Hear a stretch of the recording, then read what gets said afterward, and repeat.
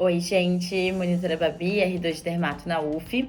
Hoje vou trazer uma pílula bem importante para dar algumas dicas e macetes na hora de corrigir prova na íntegra. Então, assim, primeira coisa é a execução da prova. Escolha um dia que você esteja mais relaxado possível, um dia que você tenha mais tempo. Eu gostava de deixar para sábado ou domingo. Geralmente eu fazia no sábado, mas isso é adaptável baseado na rotina de cada um. Então, por que eu falo isso? Porque a prova na íntegra é algo que é denso, é complexo. A gente precisa estar com a energia toda focalizada ali. Então, a gente precisa ser um dia que tenha mais tempo para poder executar. A segunda dica que eu dou é na hora que você for fazer a correção da prova, sempre basear a correção em dois polos, né? Então, viu a questão, errou, já teve o conteúdo, ou viu a questão, errou e ainda não teve. Se você ainda não teve, você não tinha obrigação de acertar aquela questão. Quando você for ler o comentário, não leia se for um comentário de algo que é muito denso, que é uma classificação lá que você nunca viu na vida. Não fique, assim, buscando no livro qual que é essa classificação, dá uma lidinha rápida. Se conseguiu absorver, ótimo. Se não conseguiu absorver, passa pra próxima. Não era sua obrigação, tá bom? Agora, a segunda vertente, né? Então, se você errou e já teve conteúdo, aí primeiro eu oriento que leia o comentário da questão. Se isso já foi suficiente, passa para a próxima.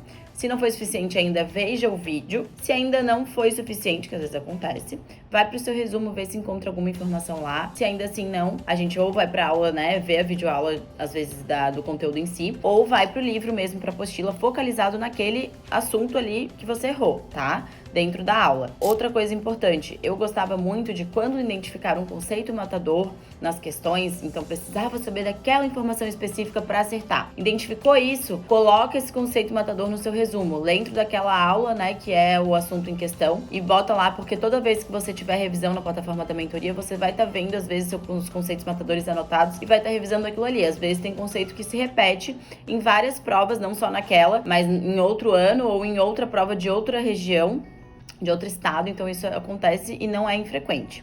Então isso é uma dica bem importante. Outra coisa, quando for corrigir, corrija também na mesma ordem que você executou as questões. E a correção, a gente sempre orienta num tempo assim, de logo depois que fazer já corrigir. Mas às vezes a gente sabe que a gente tá muito cansado. E se você tá com a cabeça muito cansada, é ruim pra corrigir. Porque a correção ainda demora muito mais do que fazer a prova. Isso é normal, tá? E aí a gente precisa ter um foco total ali na hora de corrigir, porque é onde a gente vai fixar o conteúdo, vai corrigir aqueles conceitos errados que a gente teve na questão. Então a gente precisa aproveitar isso ao máximo. Então, se você não tá relaxado para poder fazer no mesmo dia a correção, a gente dá ali uma estimativa até de 24, 48 horas para poder corrigir, tá bom? Se passar disso é muito ruim, porque você vai procrastinar e você vai se enrolar e não vai fazer, e 2, mesmo se você conseguir fazer 5 dias depois, não vai ser tão proveitoso, porque aquelas dúvidas que ficaram lá de uma questãozinha ou outra, às vezes se perdem e é esquecido. Então a nossa correção não é tão efetiva. E aí é onde a gente precisa ter o máximo de eficiência, é na hora da correção, porque é o que vai ficar de aprendizado para vocês. Então essas foram algumas dicas básicas e que dão bastante resultado se vocês colocarem em prática na hora de corrigir as provas de vocês. Um beijo e bons estudos!